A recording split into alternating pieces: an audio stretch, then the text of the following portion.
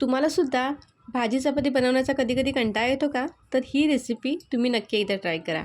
त्यासाठी आपल्याला लागणार आहे रवा, बेसन, दही तिन्ही वस्तू सेम प्रमाणात घ्यायच्या आहेत। थोडं पाणी घालून ते व्यवस्थित असं मिक्स करून घ्यायचं आहे। आपल्याला जाडसर बॅटर तयार करायचं आहे। 5 ते 10 मिनिटं रेस्ट दिल्यानंतर त्यामध्ये घालायच्या आहेत काही भाज्या।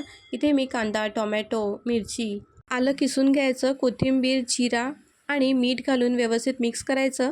आता त्यामध्ये अर्धा चमच इनो घालून मिक्स करून घ्यायचं। आता तव्यामध्ये 1 चमच तेल घालून त्यामध्ये पांढरे तीळ आणि कढीपत्ता अशा प्रकारे बारीक करून तो असा पसरून घ्यायचा।